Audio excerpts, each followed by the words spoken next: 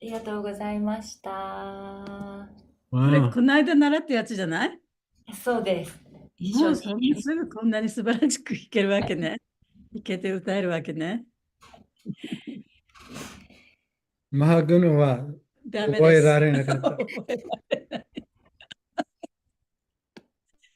弾けるのは弾けても歌えない。歌えられない。すごい綺麗に歌って、そんな綺麗なものだったんですか。 That was very, very beautiful. う Wow. ん It'd be nice with the ukulele too, I think. いや、そうね。ウクレレでも綺麗かもしれないね。今日は誰が読んでくださいますか？ Well, today, first of all, welcome everyone. 皆さんようこそ、クラスに。Thanks for continuing every 2 weeks instead of once a month. 1ヶ月に1回でなく、1週間に、ね、1回ずつ皆さんやっていただいてありがとうございます。考えればちょっと寂しいね。そう、1ヶ月に1回はちょっと寂しいです。So, I wanted to speak more on verse 10. で今日はね、第10節のところをもう一回ね、お話ししたいと思います。And so today, my plan was to read verse 9 and 10 together because they go together. で今日は私のプランとしては、第9節と10節を一緒に読んでみたいと思います。それは両方ともね、関連がある説ですので。And then kind of talk about it from a different perspective. そしてそれを違った見方をして、違った見解からちょっとお話をしたいと思います。And touching on some of the points from last week's purport. でもちろんこの前のクラスのその解説のところも少しね、触れますね。いいですか？よろしいですか？ All right. 誰が読みますか？ Yeah, so before we read, okay, Keiko-san, ごめん、カティアニさんおさん。願いしますね。Before we read, though, let's just center ourselves in prayer and then ask for the blessings of Guru and Krishna. じゃあ、読む前に自分を自分の中核に心を集中させて、そしてグルとクリシュナの恩恵を与えていただけるようにお祈りします。But today I'm going to do it in English and Mahaguna is going to translate. 今日は英語でやりますので、一応日本語に訳しますね。So just close your eyes で目をつぶってください。and take a deep breath 深く息を吸って、and bring your attention to the center of your chest. で自分の心を胸の真ん中に向けてください。And notice how your body's breathing. そして自分の体が呼吸している様、それに気づきます。And just become aware that you're alive here in this moment. そして今この瞬間、自分が生きているということに気づいてください。And your body is vibrating with the feeling of life. で、その生きているという感情が自分の体をバイブレート、震えさせている、振動させているのに気づきます。And just smile at your existence. そして今自分がここにいる自分、その自分に向かってにっこり笑いかけてください。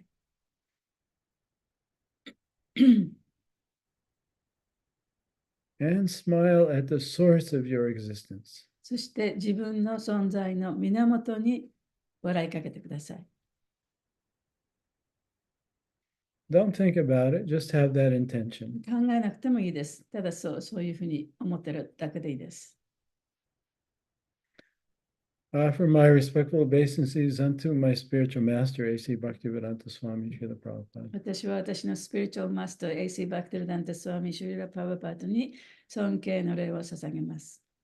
And to the Panchatattva, そしてパンチャタトバにも、Lord Chaitanya, チェタニア神にも、Nityananda, ニチャナンダ神にも、Advaita Charya, アドエタチャリアにも、 Gadadhar, ガダーラハにも、 and Srivas. シュリバーサにも尊敬の礼を捧げます。 And I offer my obeisances to Radha and Krishna, ラダ・クリシュナに私の礼を捧げます。 and to all the previous spiritual masters. そして先祖からのスピリチュアルマスターたちに尊敬の礼を捧げます。 And we ask them to bless us today. そして今日、彼らが私たちに恩恵を与えてくださることをお願いします。 And help us to understand Krishna's teachings. クリシュナの教えを理解できますように。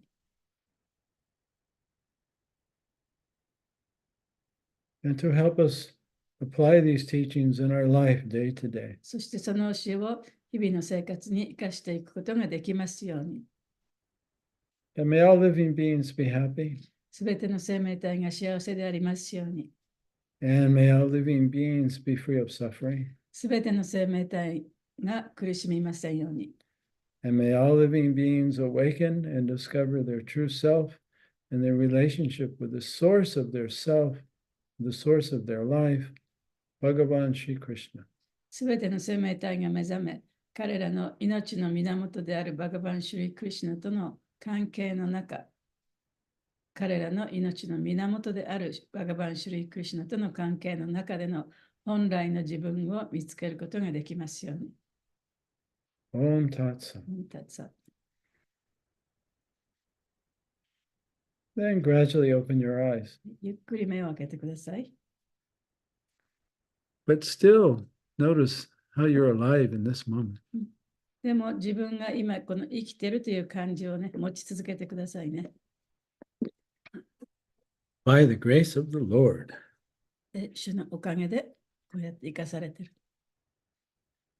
All right, let's look at verse 9 of chapter 4. じゃあ第4章の9節を見てください。 Janma karma chame divyam evam yo veti tatvata chakva deha punarjanma naitimam eti sorjuna. One who knows the transcendental nature of my appearance and activities does not, upon leaving the body, take his birth again in this material world, but attains my eternal abode, O Arjuna. はい。アルジュナよ、我が権限と活動の超越性を理解する者は、その肉体を離れた後に、再び物質世界に誕生することなく、我が永遠の住処に来たりて住むのだ。So up to this point, Krishna has introduced himself as God. で、このafter this point? Up to this point. この節までは、クリシュナが自分を神としてみんなに紹介していますね。And so it's not until the 4th chapter that Krishna reveals himself as God. で4章になって初めてクリシュナは自分が神だということを私たちに告げました。And now he explains the difference between God and the Atma, or the Ishvara and the Atma. そしてイシュワラとアトマの違いというのを説明しています。And then this verse, he concludes that one who understands that Krishna is God. でこの今日の説では、今読んだ説では、クリシュナが神様だということが分かる人、それが理解できる人。And that God can appear in the material world as he likes. で、神のご意志により神様はこの地上に現れることができる。Right? That God has no limitations. 神は無限である。One who understands that そのことを理解することができる者は、 and accepts that fact, そしてその事実を受け入れることができる者は、 right? Not just intellectually, もう頭の中だけではなくてね、 but as a practical demonstration of devotion in one's life. で自分の生活の中での実践的なその献身的な生活をするという点で受け入れる、そういう生活ができる人ということですね。That person doesn't take birth again in the material world. そういう人というのは、もうこの物質世界に生まれることはないと。Right? There's no more reason now for the material experience. で、そういう人にとっては、もう物質的な体験は必要ない。Right? We've graduated. つまり卒業したということですね。Right? There's no point in graduating if you're not qualified to graduate. で、卒業する資格がない人はね、卒業することもできないですよね。And so now we come to verse 10, where Krishna is more specific about the qualifications for graduation. で、その第10節に入ると、クリシュナは、じゃあその卒業するのに必要な資格というのは何かということをより明確に説明してくださっています。So let's read verse 10. じゃあ10節を読みますね。Vita raga baya kroda manmaya mama pashrita bahavo jnana tapasa huta mad bhavam agata. Being freed from attachment, fear, and anger, being fully absorbed in me, taking refuge in me, many persons in the past became purified by knowledge of me, and thus they all attained transcendental love for me. 執着と恐怖と怒りから解放され、完全に私に没頭し、保護を求めた者がどれほど多くいたことか。彼らは私を知ることで浄化され、私への超越的愛を手に入れたのだ。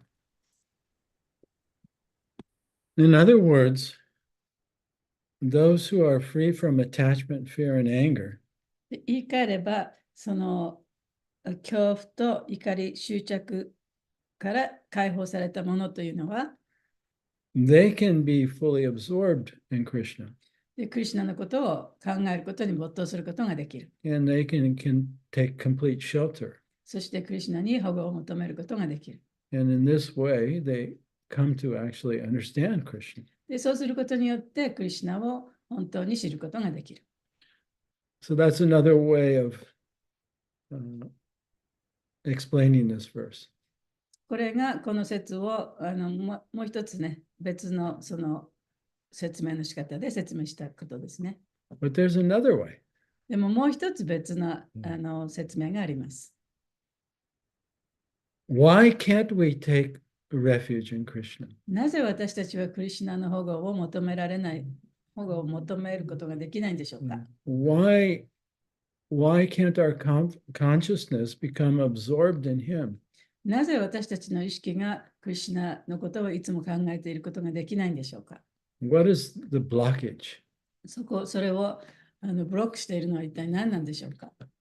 It's attachment, fear, and anger. それは執着と怒りです。And where does attachment, fear, and anger come from? じゃあその執着や怒りは一体どこから来るのでしょうか。Why do we experience attachment, fear, and anger? なぜ怒りや執着を体験するんでしょうか。It's due to the influence of the illusory energy それは幻想のエネルギーによるものです。that causes us to fall into ignorance and forget ourselves. そのエネルギーが私たちを無知の中に陥れ、そして本当の自分というものを忘れさせてしまいます。So in the purport, there's a description of the roadmap of bhakti. この解説の中には、そのバクティの、道案内の地図があります。That explains how we progress through bhakti. でそのバクティをどういうふうにね、バクティをたどって進化していくか。Yeah, when we make the decision to focus our attention upon God, で自分のその心を神に集中するという決心をしたときに、right? When God becomes a priority in our life, で神様が私たちの人生の中で最高の一番大切なものになったとき、right? When we actually want to become free of our ignorance and become absorbed in God, when we have that desire, で無知から自由になり、神のことばかりを考えたいと思う、そういう望みが出てきたとき、that's called faith. それが信念ということですね。Right? So having a spiritual life becomes a priority in our life. 自分の人生の中で精神的生活があるということが一番大事になるということでもあります。Right? We want to spend some time on that. でそういう時間をね、やっぱり持ちたいということです。So we take up the process of devotion to God. そこで神への献身という道を選びます。Right? So from the very beginning of our practice, our attention, our goal, our focus is on the source of our life, Krishna. だから私たちのその修練の最初のところからもうすでに私たちの心はそのクリシュナ神の方に向いている。But we at that point, we still have attachment. でもそういうふうに決心して始めたとしても、まだ執着が残ってるんですね。We still are overcome by fear.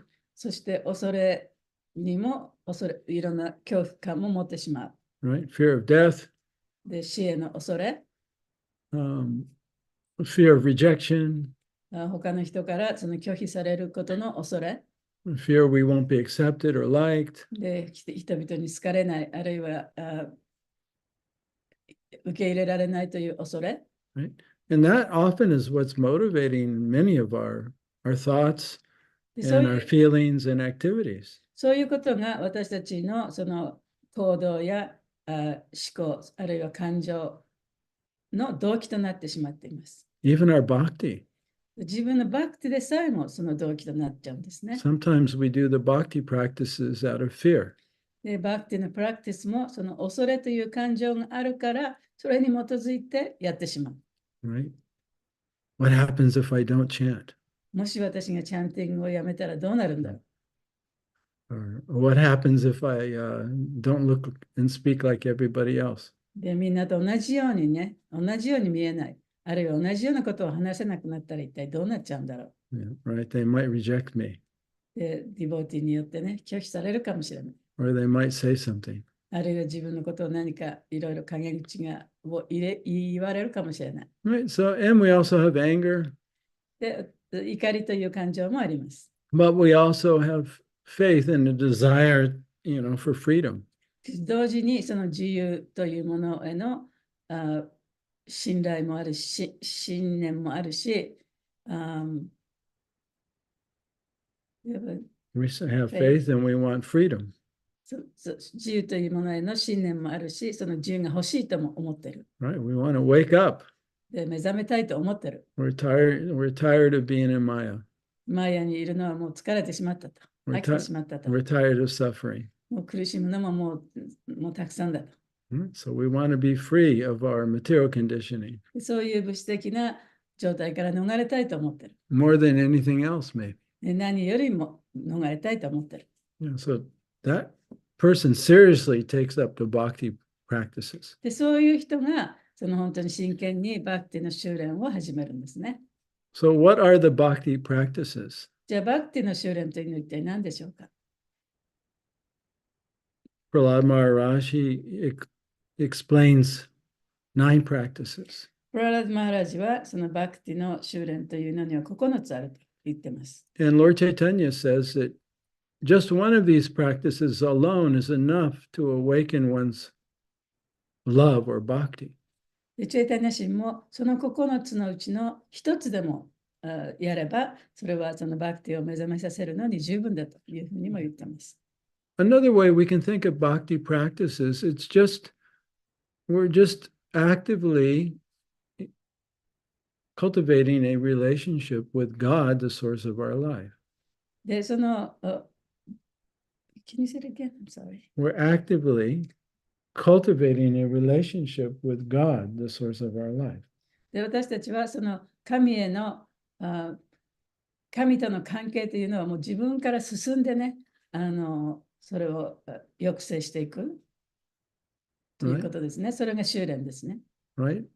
Like right now, twice a month we spend time together, right? で、今やってるようにね、1ヶ月に2回こうやってみんなで集まっていますよね。And when we're together, we're very focused on each other and what we're doing. そしてこうやって集まってる時には、お互いにちゃんと心を向けて、今やってることに自分をちゃんと心を向けてますね。Our attention is not anywhere else. で、だから自分の心がどっかに行ってるわけではない。Right? And so over the months and years, we have a relationship with each other. だから何ヶ月も何年もすると、やっぱりお互いにその人間関係が深まっていきます。Because we spend time とい together, うのは、私たちはそういう時間を一緒に過ごしたから。 right? And we give our presence, our attention to each other. そしてお互いにちゃんと自分、心を向けてお互いとこう向き合って話し合ってるから。 That's all we're doing.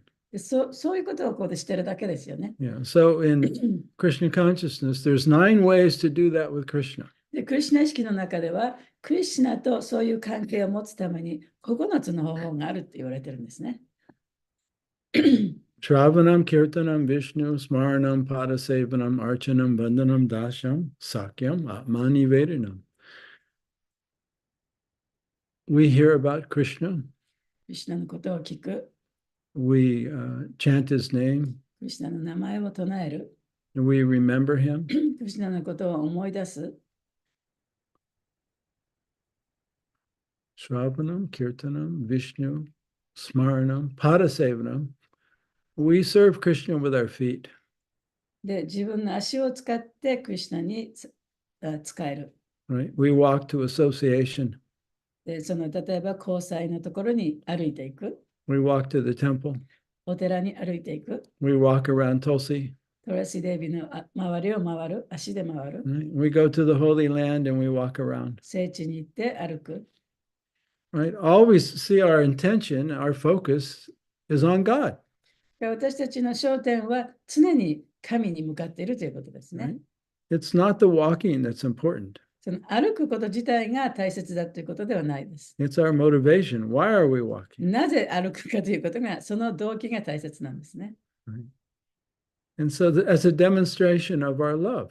それは私たちの愛のデモンストレーションですね。デモですね。 Right? Or it's an expression of our で love. 私たちの愛を表現しているわけです。 Right? The hearing, the chanting, the remembering, the walking, they're just expressions of love. 聞いたり、話したり、思い出したり、歩いたりってすること、そのことすべてはその愛の表現ですね。 And then there's more. Archanam, Vandanam, Dashyam, Sakyam, Atmani Vedanam. Worshiping the form of the Lord. 主の姿を礼拝すること、 Vandanam, offering prayers. で祈りを捧げること。 Like we offered some prayers before we began our meeting today. 今日のね、集まりの前にもお祈り捧げましたよね。If you just did that your whole life, offered prayers to the Lord, でその一生かかってね、この主にそのお祈りの言葉を捧げたならば、you can fully awaken もう本当に完璧に目覚めることができる。 and become very aware of your relationship with God. そして神と自分との関係をもう完璧に自覚することができる。Yeah, especially when you offer prayers from your heart spontaneously. 特に自分に自発的にその神へのお祈りを、祈りの言葉を神に捧げることができればね。Just like you'd express yourself to your friend. で、あたかもその友人に自分の心を打ち明けるように、What you're grateful for, で、何が自分はありがたいと思ってるか、 what you like about them. で、相手のどこが自分はね、好きかどうか。 And these all open the heart. で、それはその心をオープンにすることですよね。 Just the way we express our love. でそうやって自分の愛を相手に表現してるということになります。And then there's Archanam, Vandanam, Dashyam, serving the Lord, そして主に仕えること。 wanting to be of service to all living beings. すべての生命体に仕えたいと思うこと。 That's the way we serve the Lord here in this world. で、この世界においては、そのような形で主に仕える。Right? We care about all of his children. で、主のその子供たちのこともちゃんと私たちは意識しなきゃいけない。And we want to be of service to them. そしてそういう人たちに仕えなきゃいけない。 And then developing a friendly relationship with the Lord, Sakyam. そしてサッキャンというのは主とその友達のような友情関係を築くこと。 Right? You can speak to the Lord as a friend. で、主に向かって友達のように話しかけることもできます。 Yeah, you can tell him when you're frustrated で、自分がもうイライラしたときに、クリシュナにそれを言えばいい。 or you're disappointed. で、がっかりしたときにもそれを言ったらいい。Yeah. And then there's surrendering everything, そしてすべてのものを主に捧げる。 completely trusting the Lord. もう完璧に主を信じるということですね。 Day by day, で毎日毎日、 hour by hour, 毎時間毎時間、 minute by minute, 毎分毎分、 breath by breath, 一呼吸するごとに、 recognizing how the Lord is protecting and maintaining you. で主が私たちを守って、そして維持してくださっているということを認識しながらね。That's a very intimate relationship. それはとってもね、近しい関係だと思います。 But it's always our choice to have that relationship, to cultivate that relationship. でその関係を持つこと、そしてその関係を高めていくことは私たちの選択肢なんですね。So, so if we take up bhakti like this, バクティをそういうふうにやっていったら、yeah, one or all the practices, そのね、9つ全部やってもいいですし、1つだけやってもいい。we'll be expressing our love and cultivating a practical relationship with God, the source of our life. で、そういう修練をしていったら、その神への愛を表現して、神に自分の愛をね、こう表しているということになりますね。And then we'll progress as we awaken, as we begin to become aware of our true self. そして目覚めるに従って、本来の自分というものを自覚できるようになってきます。We simultaneously become aware of our false self. そして同時に偽りの自分というのも分かるようになってくる。And then we start to become aware of what our attachments are. そして初めて、じゃあ自分の執着は一体何だったのかということが分かる。We become aware of when we're being motivated by fear instead of love. そして愛の代わりに、その恐れというものからいろんなことを、それが動機づけられている時がどういう時なのかということも分かってくる。Right? We become aware of when we feel angry or when we're having angry thoughts. で自分が怒っている時、あるいはその怒りの思考が出てきた時、それをちゃんと自覚することができる。Right? But now we're the observer. でということは、自分はそういうものが自分の中に出てきたときに、ちゃんと観察できる状態にあるということですね。And then we're not like completely controlled by our conditioned thoughts and feelings. そうすると、私たちはその条件づけられた、習慣づけられた考え方や感情にあまり影響を受けなくなってくる。Right? We start to see our little child, our inner child, で自分の中のその小さな子供を満たされなかった子供を見ることができる。right? That is actually very innocent, でその子供はとってもその純粋な子供なんですね。right? It's afraid, ただ怖がってて、it's angry, 怒りもあって、and it's because of that has very strong likes and dislikes, で attachments. そういうものがあるから強い好き嫌いもある。それが執着なんですね。But as we become aware of that inner child, we don't reject it anymore. その自分の中にあるその幼い満たされない子供をちゃんと意識できると、それをもう拒否しなくてもいいんですね。We don't suppress the inner child's feelings. あるいはその子供のフィーリングを抑圧することもない。Of course, we also do not just express them outwardly. もちろんね、その外側に向かってこう大声でいろんなことを言うこともない。Oh, そういう怒りをね、バーッとこう出すこともない。I see you're feeling afraid. で、ただその子供に向かって、お前はちょっと今ね、悲しんでると、恐れてると。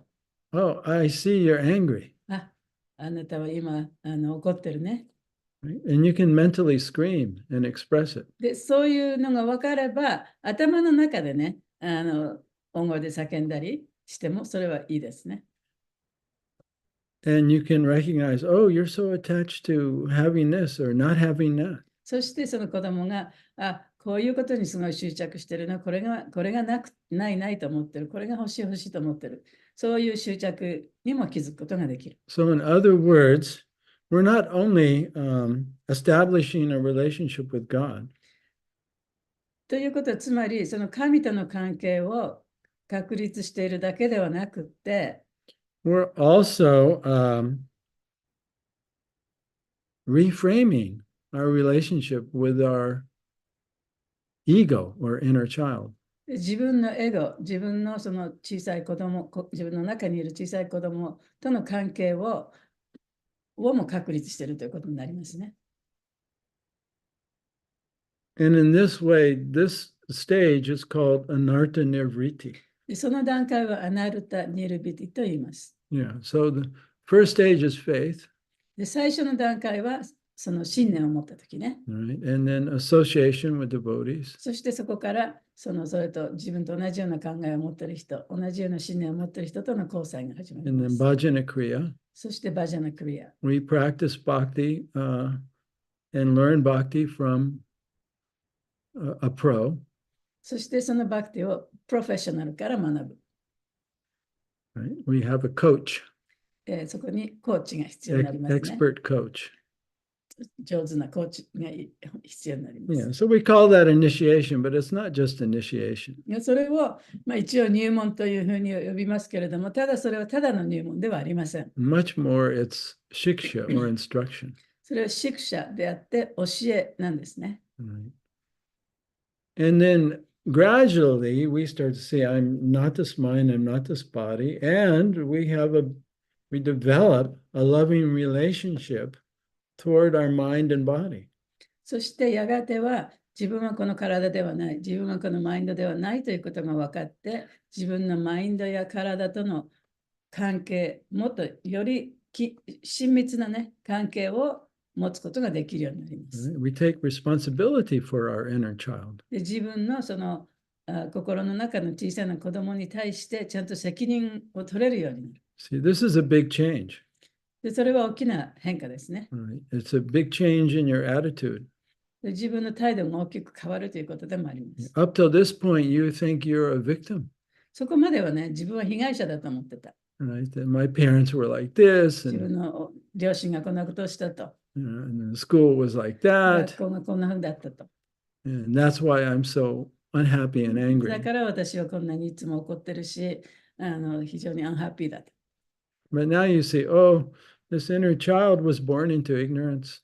でも、ここでもって初めて、この私のその心の中の子供は無知の中に生まれてきたんだ。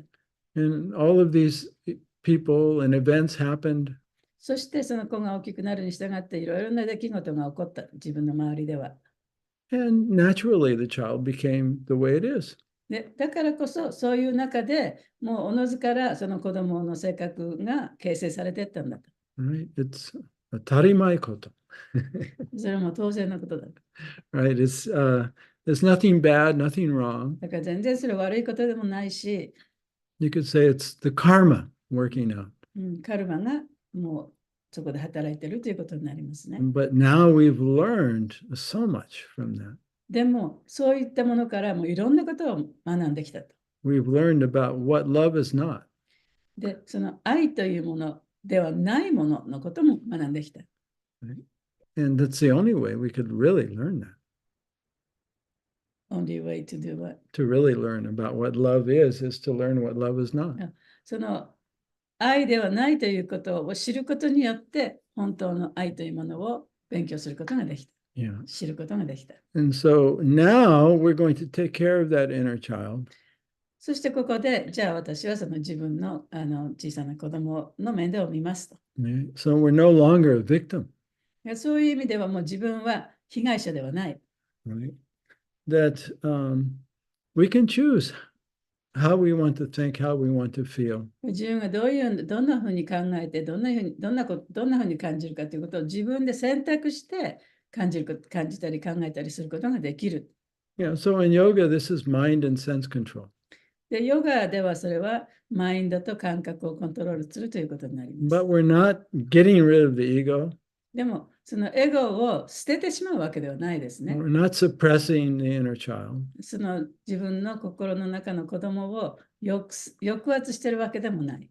That doesn't work, actually. で、そういうことをやってもうまくいきません。 That's called spiritual bypass. それが精神的なバイパスになっちゃいますね。 You think that by doing the process, you can suppress and overcome your painful feelings. で、そうやってその自分がその心が痛むような感情をただただ抑圧することでそれがなくなると思いますか？ No, that doesn't work. そういうふうには働かないんですね。 Of course, some devotees, they can spend a few lifetimes trying to avoid and not taking responsibility. で、そのディボーティーとしても、もう何回もの生と死を繰り返しながら、その自分の本当の心の中の自分というものに向き合わずに、献身奉仕をやっていったら、そういう生活が何回もの生をこう繰り返していかなきゃならないかもしれないです。たとえディボーティーであっても。So anyway, when you take responsibility for your feelings and for your inner child, で、自分のフィーリングや自分の感情や自分の心の中の小さな子供 right, の責任を取ることによって、 right, you're the pure consciousness observing. で、自分こそがそういったものをちゃんと観察しているものなんだと。Then you come to the next level, そうすると次の段階に行くことができます。 which is called nishta それがニシタという段階で or す。 steadiness. ニシタというのは不動の段階ですね。 And basically, you're happy all the time. で、そこでは基本的にはいつも幸せでいることができる。 And you're not looking for happiness outside of yourself. で、自分の外に向かって自分の幸せを求めているわけではない。 Yeah, that doesn't mean you still don't have preferences or attachments, でもそこにはまだまだね、執着や好き嫌いがあるかもしれない。 or that some things some things still make you angry. あるいはその自分を怒らせるものがなくなったわけでもないです。 And you still have some fears. で、恐怖感もまだあります。 But when they arise, you're fully aware of them. でもそういうものが出てきたときに、もう完璧にそれを分かるんですね。 And sometimes you might even laugh at them. で、そういうものが出てきたときに自分で笑い飛ばすこともできる。 And so, oh, you're still there. あ、まだその怒りがあったのか、まだその恐怖があったのかとね。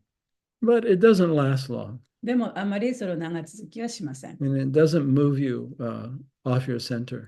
そして自分のセンターから自分を外すこともありません。 Right? You always know you're that pure, eternal awareness that's observing things. 自分はその永遠なその意識であって、いろんなことをちゃんと観察できる立場にあるんだということをちゃんと知ってるからですね。So up to that point, this is how we progress through attachment, fear, and anger. で、そこまでは私たちがその執着とか、それから恐れとかっていうものを持ちながら、こう、高まっていく段階で Yeah, す。 two things are happening. で、そこでは2つのことが起きてます。 You're becoming more and more aware of your real self as pure consciousness.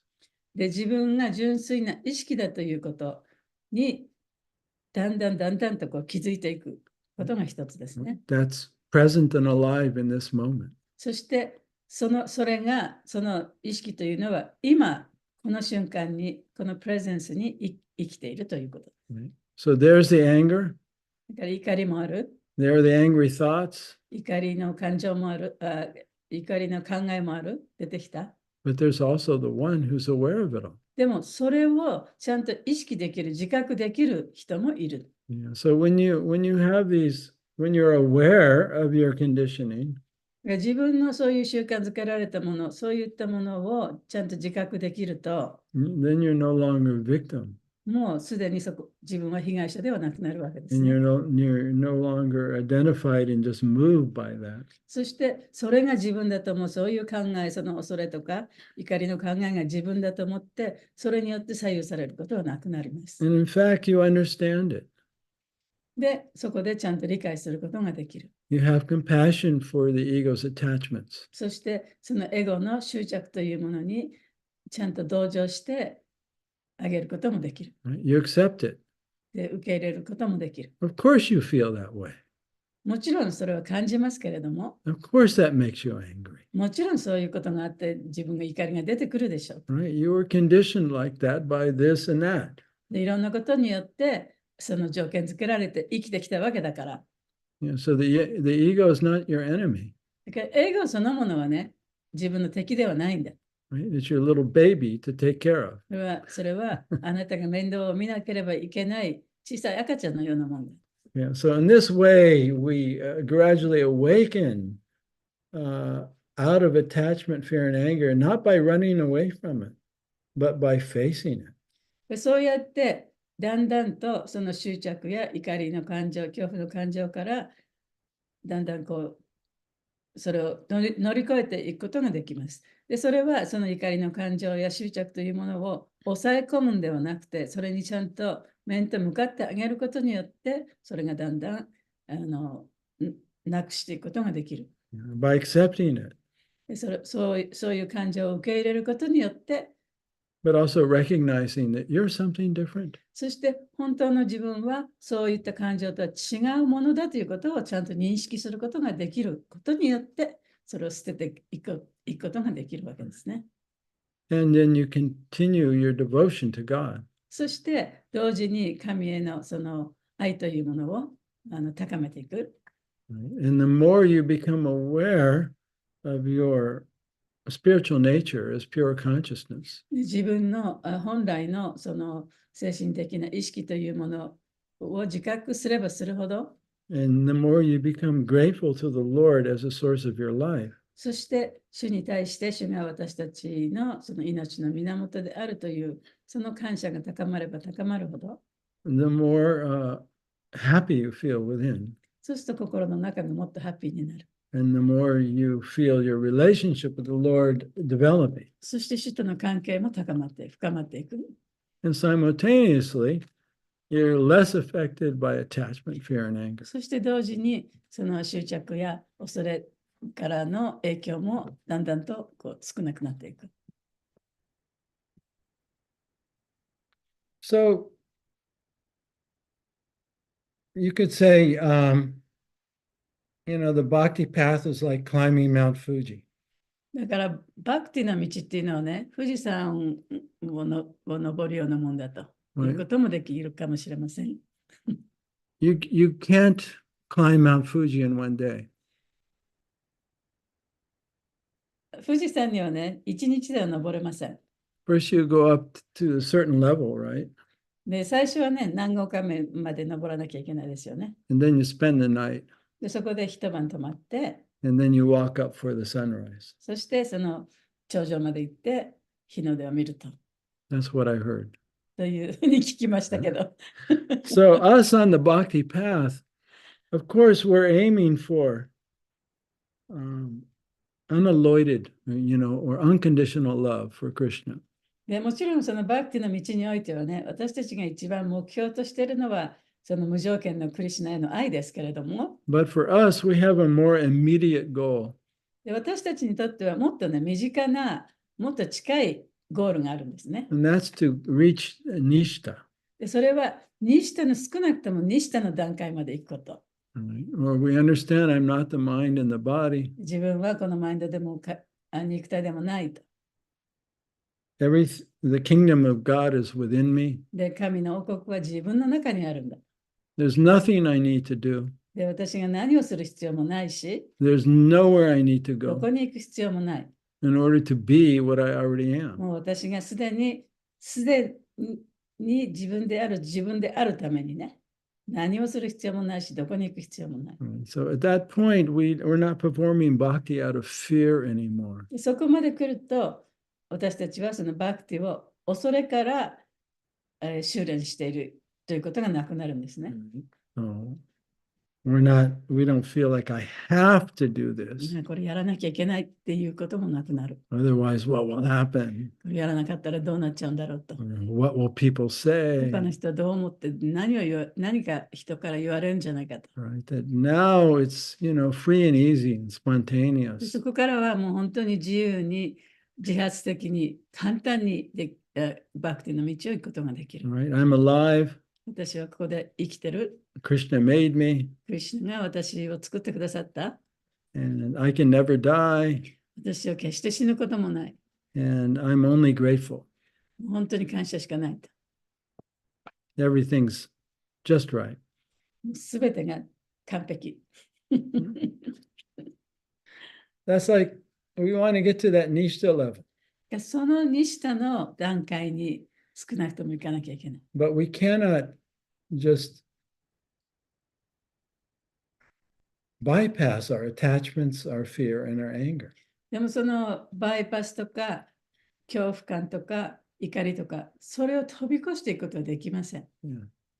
So devotees, a lot of them are told or trained that if I just chant Hare Krishna, で、ディボーティーはね、ハレクシナのマントラを唱えさえすれば、 then my attachment and my fear and anger will just evaporate. 私の執着も怒りも恐怖も消えてなくなるというふうに教わってきたかもしれない。 Of course, if we fully take shelter of the holy name, もちろんね、本当の意味でその聖なる皆を唱えることができれば、 right? And we actually avoid the 10th offense, そしてその10の、禁止事項をね、守ることができれば、 which is to be fully present and attentive. それはもう完璧にプレゼンスにおいて、その心を完璧に集中させるということです。 And we no longer identify with the ego self. そしてそのイゴという自分と本当の自分というものを同一視しない段階になって、 That's how we maintain material attachment. 物質的なその執着を、持ち続けるっていうのはその同一視があるからですよね。 That means to maintain the illusion that I exist separate from Krishna. でそれはそういうものがあるっていうのは、私はクリシュナから離れてここで自分で生きてるっていうふうに思う、そういう幻想があるからですね。 That's the cause of our attachment そ fear れ and こそ anger. が私たちの執着のもう源なんですね、原因なんですね。 Yeah. So if we just let that all go それをすべて手放すことができたら、 and take full refuge in Krishna and the holy name, そしてクリシュナとクリシュナの聖なる皆にもう完璧に身を委ねることができたら、 then we've let go of our identification with the ego. そしたらそのエゴが自分だと思う、そういう思い込みを捨てることができる。 But most of us can't do that right away. でも、そういうことは普通の人はできないですよね。 So when we're chanting, generally, we're thinking of something else. チャンティングをしてても、一般的には他のことをいろいろ考えながらチャンティングしてる。 Right? We're thinking of the past, 過去のことを考えたり、 and we're thinking of the future. 未来のことを考えたりしてる。 But we're thinking as this false self. We're thinking of We're thinking of the past, we're thinking of the future through the lens of the false self. その過去や未来のことをね、その偽の自分という眼鏡を通して見てるわけですよね。 This happened to me, こんなことが自分に起こった。 right? If I act in this way, they'll accept me. 自分がこんなことをしたらみんなに好かれるだろうと。みんなに受け入れられるだろう。 All these thoughts and decisions are coming from the false self. で、こういういろいろな自分で決めることっていうのは、偽の自分を元にして決めたことですよね。 And in the beginning, it's unconscious. で、最初の頃はそれ意識もしないうちにそういうふうにやってた。 So this is how we maintain our material で、 attachments. そうやって自分のその物質的な執着というのを持ち続けちゃうんですね。So until we begin to live in the present, だから、プレゼンスの中、この瞬間、今に生きることができるまで、we can't even see what's happening. で何が一体自分に何が起こっているかということすらわからない。And as we're chanting, で、チャンティングをしながら、we're lost in our dream self. 自分のその夢見た自分の中に、自分自身を見失ってしまっている。And maintaining that dream self. そしてその夢の中の自分というのを維持し続けている。See, that's the 10th offense in chanting. それはね、そのチャンティングの10のオフェンスの中の10番目のオフェンスですけれども、That's like rowing a boat with the anchor in the water. でボートの怒りをつけたままね、ボートを漕いでるようなもんですよね。Yeah. So we have to learn how to live in the present.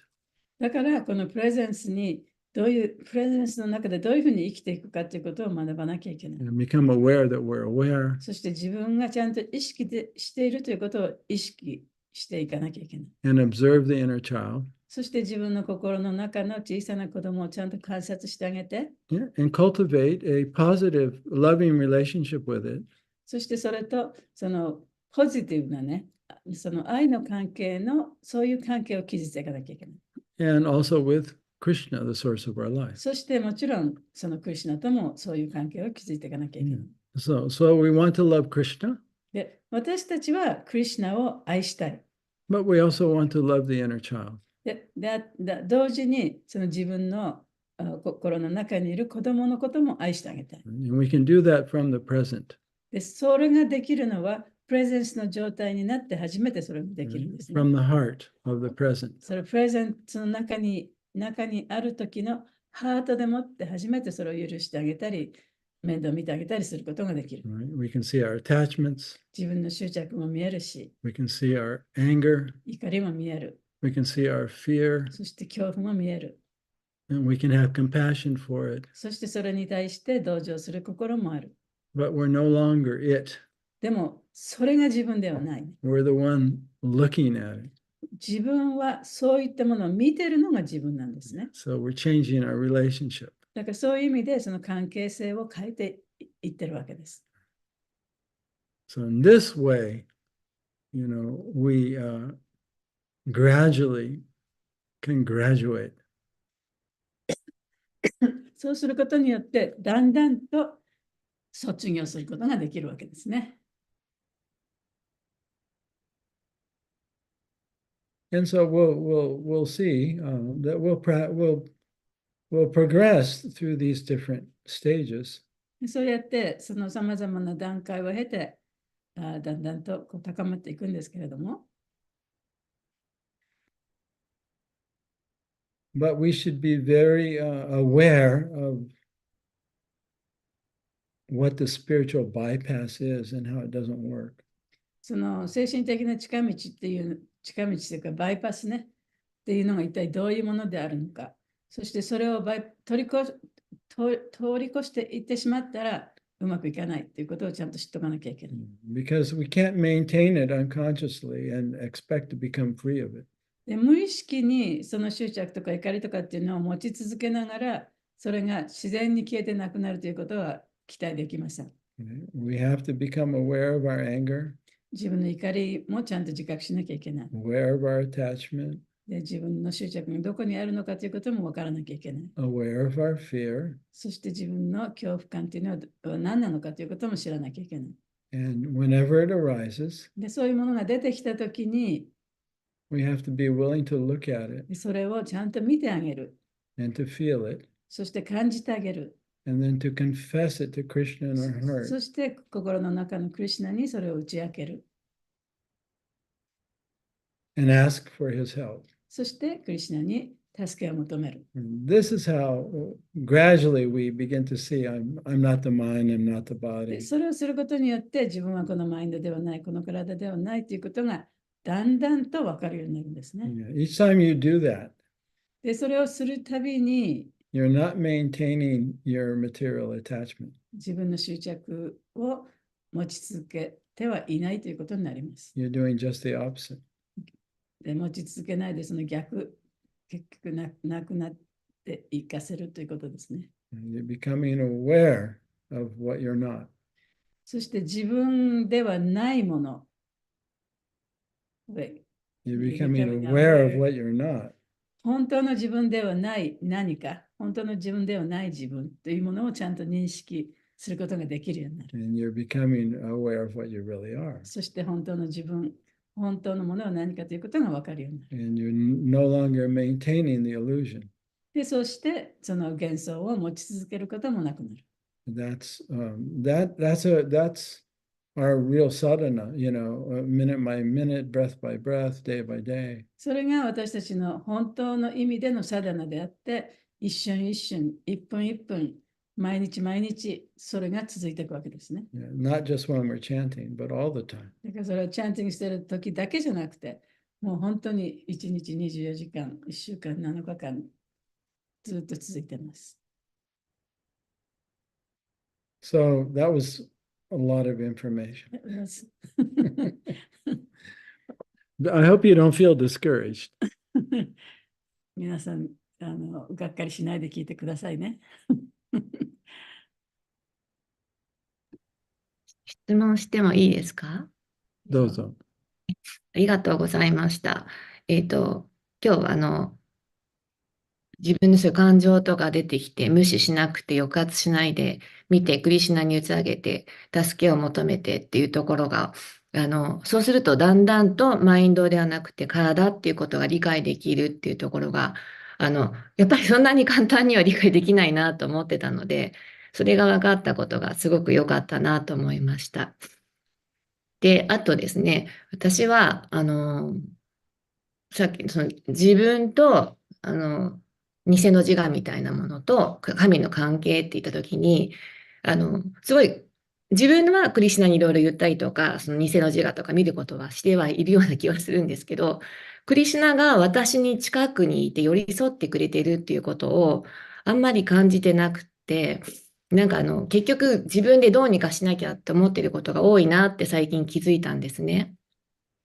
なので、そのクリシュナがいつも一緒にいるとか、クリシュナが私のことを思ってくれてるはずがないって結構思ってるところもあって、こういうのは、なんか何か方法はありますか？よく思ってくれてるって思えるような方法がもしあったら教えてください。Oftentimes she feels like Krishna is not there, and then in her mind she knows that Krishna is always there, Krishna is taking care of, but oftentimes she feels like I have to do something, that Krishna is not, taking care of me. But how can I feel and then see that Krishna is always trying to help me, trying to be with me? Well, first of all, you have to recognize that's the voice of your inner child or your ego.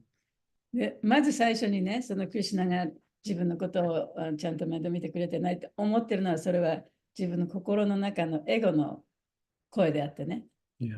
And of という course, ことがまず最初に分からなきゃいけない。and that's at that moment, that's where we want to cultivate a positive relationship with our inner child.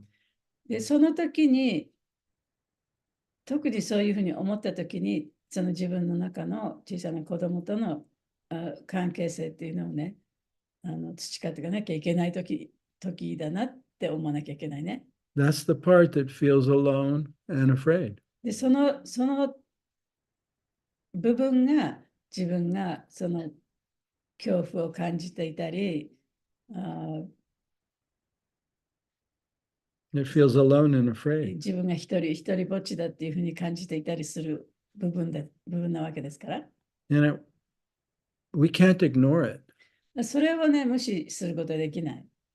or fight against it. あるいはそれにね、反抗することもできない。We have to acknowledge it. やっぱそれを認めてあげなきゃいけないね。Oh, that's a fearful thought. あ、僕自分怖がってるなと。Now, once you've done that, で、一旦そういうふうに認めてあげると、right, you're not pushing the fear away. じゃあその恐怖をね、恐怖感をいらないって拒否してるわけではない。Because that's been our habit. で、っていうのは私たちはずっとね、そうやってこんなこと考えちゃいけない、こんなふうに感じてはいけないっていうふうにね、向こうの方に教えてきたわけでしょ。Where, get rid of the fear, get rid of the anger. ね、恐れも怒りもね、もうそんなものを持っちゃいけないと。Let me chant more. でももっともっとチャンティングしなきゃダメだと。Or I'll go to Brindavan. じゃあ、ブレンダーベにも行ってみようと。I'll get initiated. じゃあ、入門を受けてみよう。 And it'll all be taken away. で、そういうことをしたら、うんその自分の怒りも悲しみもなくなるんじゃないかと。 Now, okay, you feel alone. You feel like Krishna's not there. で、例えば、今、カティアニがね、自分も一人で頑張ってると。で、クリシュナがそばにいて助けてくれてるんじゃないんじゃないかと感じてると。Consciously feel that feeling. で、意識してそれを感じてみてください。Then you ask yourself, who's aware of the feeling? で、それを感じたときに、じゃあ自分にね、これをこういうふうに感じているのは一体誰が感じているんですかって自分に聞いてみてください。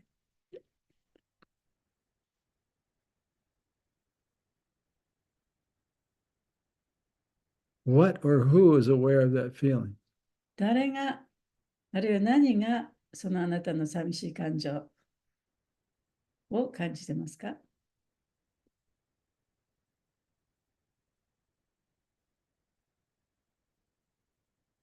What is the answer you hear?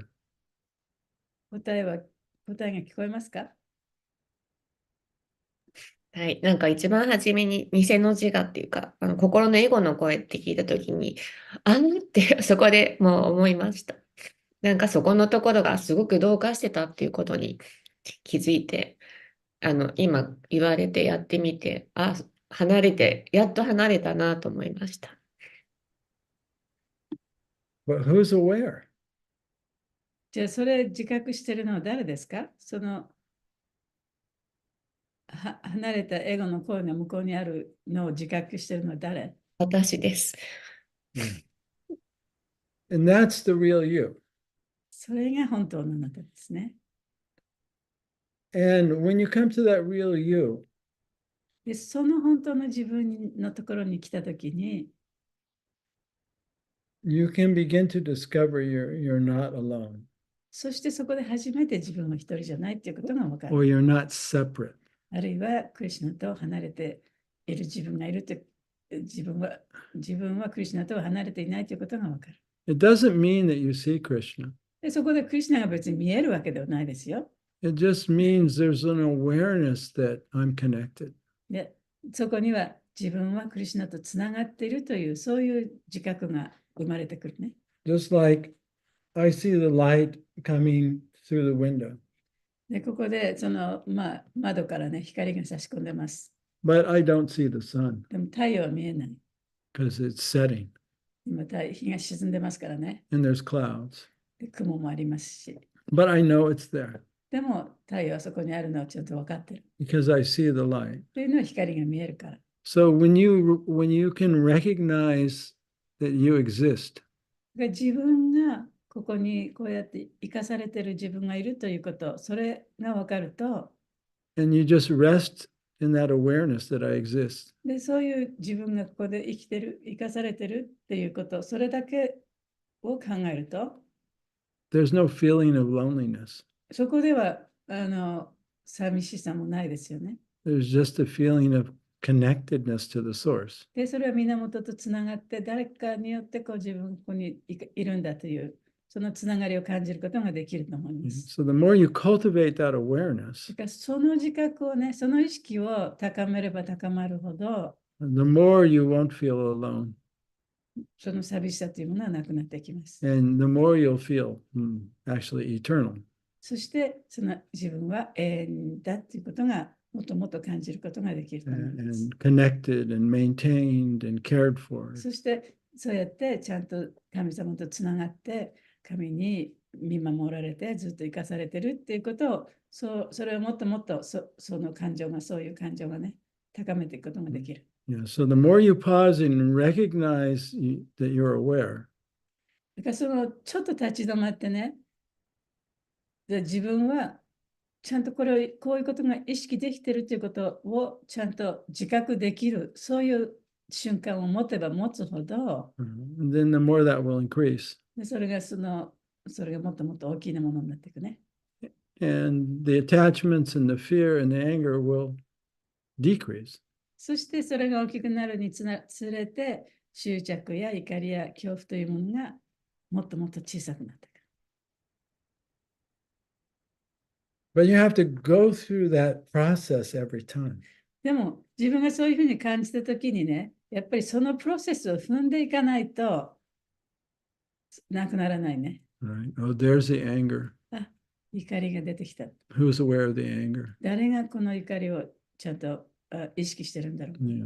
And confessing it to Krishna. で、クリシュナに打ち明ける。And actually, you say, you have to admit to Krishna, が I fell into ignorance. 私はまた無知に陥ってしまいましたと、クリシュナに言うんですね。Yeah. And I forgive myself for not understanding. で、そのことが分からなかった自分をね、許してあげます。Yeah, so we also have to love and forgive that ego part of us. だから、その自分のエゴという部分さえもね、やっぱり許してあげて、愛してあげていかなきゃいけない。Yeah, Krishna already forgives us. クリシュナはもうすでに許してくださってるんですよね。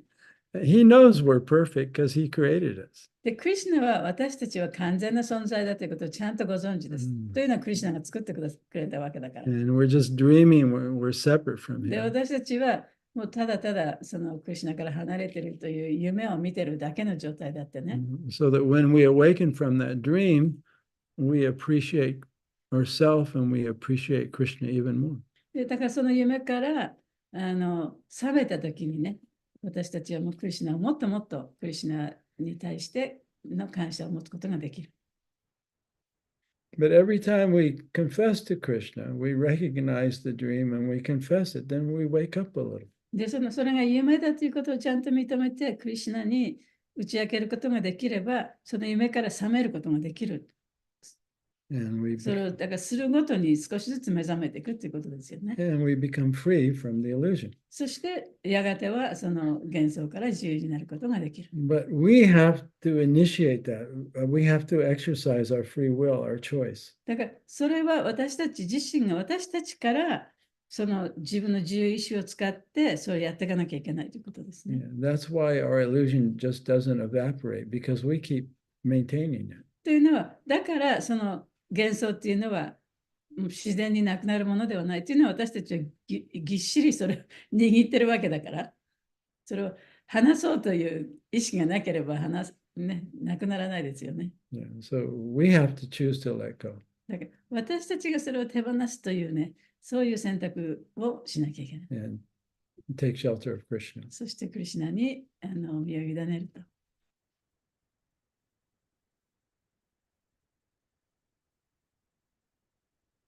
ありがとうございました。なんか怒りとか、そういうのはすごくわかりやすいので、今私怒ってるなっていうふうに見ることはできたんですけど、なんかそれを私と多分ずっと同一視をしていたので、なんかやっぱり難しいなと思いました。何でもかんでも見ることができるかっていうと、なんかまだらになってる、見れるところと見れないところがあって、で、見れるとこは多分得意っていうか、いくつかもう分かりやすいから出てくるけど、そうじゃないところっていうのは分かりづらかったなと。で、今、一番初めの一言で、あーって思ったんで、なんかすごくすっきりしたっていうか、よかったなって思いました。ありがとうございます。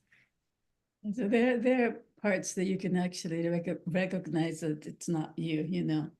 Like probably anger or sadness might be easier, but there's more subtle parts that you can't really see that you're identifying with yourself, with your false self, you know. But when you said first time that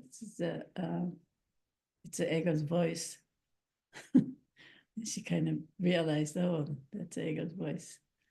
But that's kind of hard to see. It's not as obvious. Yeah, almost every thought we have もうほとんどね、私たちが考えていることをすべて。and almost every feeling we have でもほとんどの感情もすべて。is coming from, our inner child. それらはみんな私たちのその小さい、幼い、満たされない子供からの声だと思ってください。The self is silent. で、本当の自分っていうのはね、静かなんですね。And when our thoughts are in alignment with Krishna, で、私たちの考えがクリシュナの考えと一致したときに、which is oneness, それが一体感ですけれども、uh, that's coming from the real self. それがクリシュナ、本当の自分から来ている声ですね。But for us at this level, almost every thought and feeling we have is coming from, the inner child.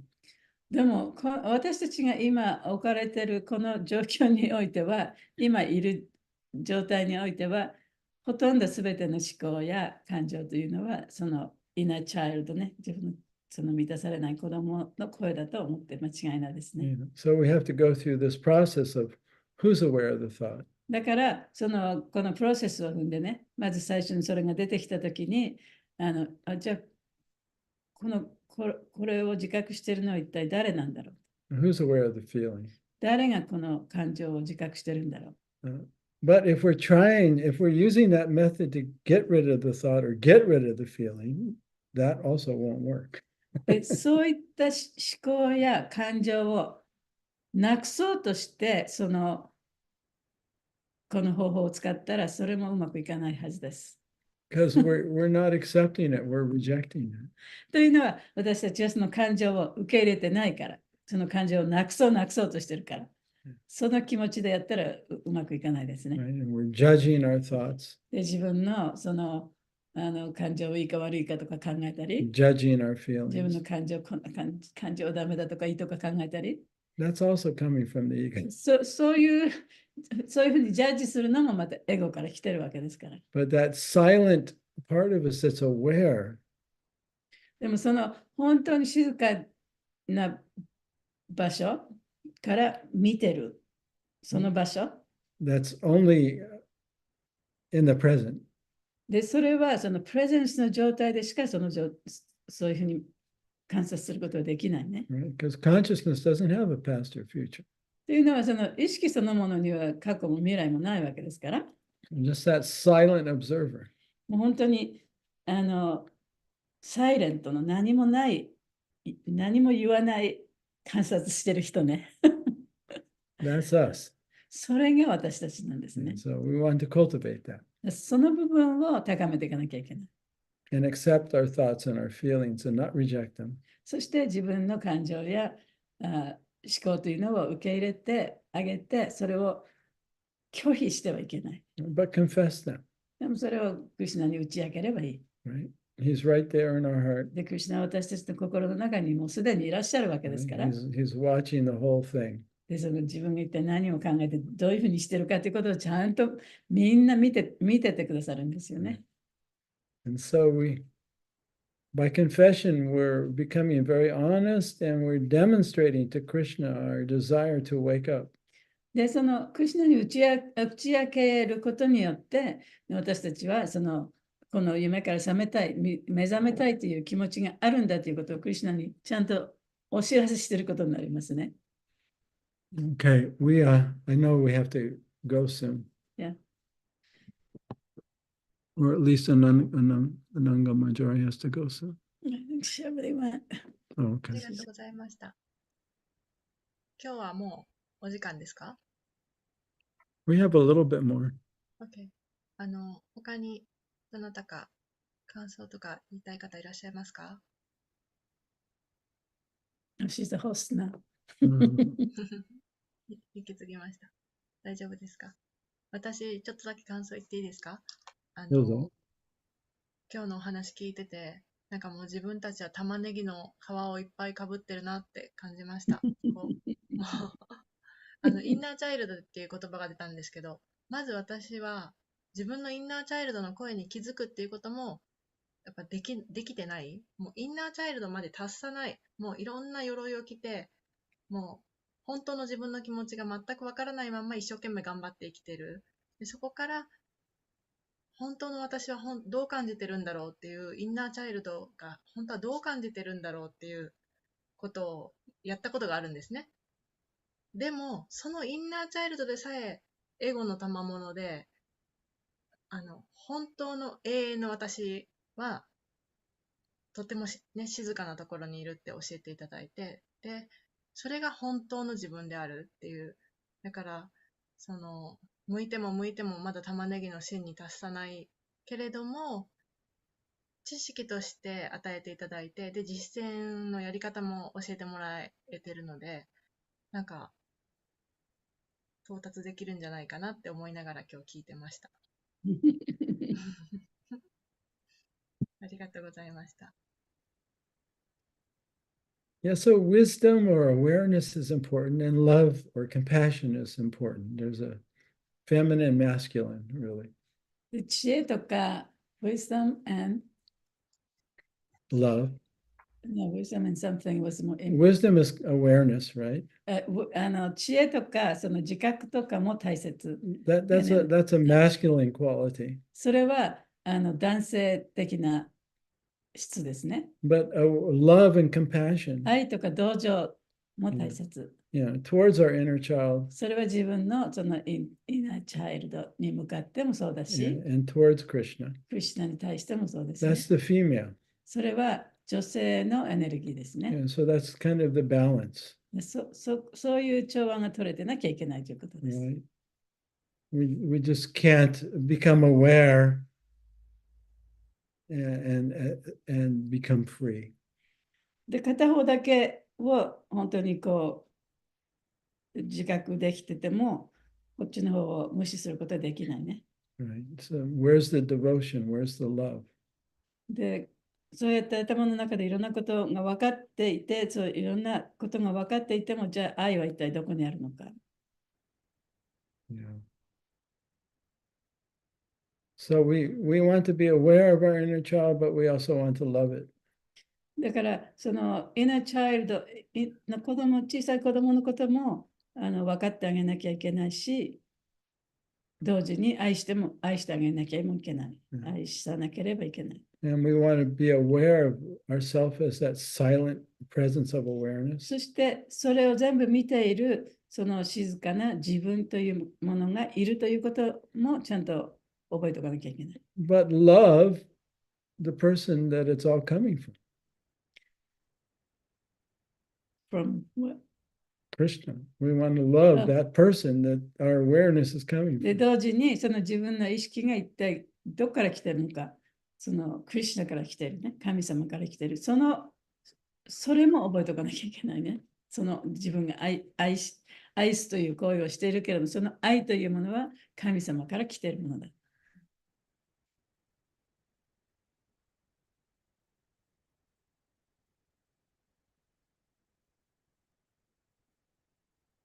ありがとうございました。愛はここにあります。いつも。ありがとうございます。じゃあ皆さん大丈夫ですか？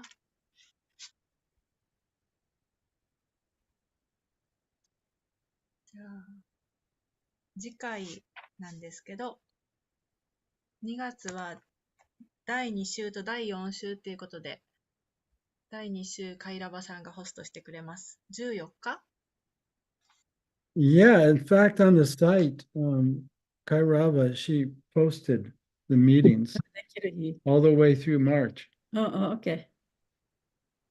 カイラバさんが日にちを書いておいてくれましたね。じゃあ、14日ですね、次は。はい、ちょうど2週間後です。バレンタインデーですね。バレンタインデーです。愛の日ですね。愛の日ですね。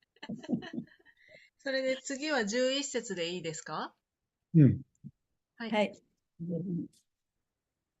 じゃあ次は2月14日8時半から4章11節でお願いします。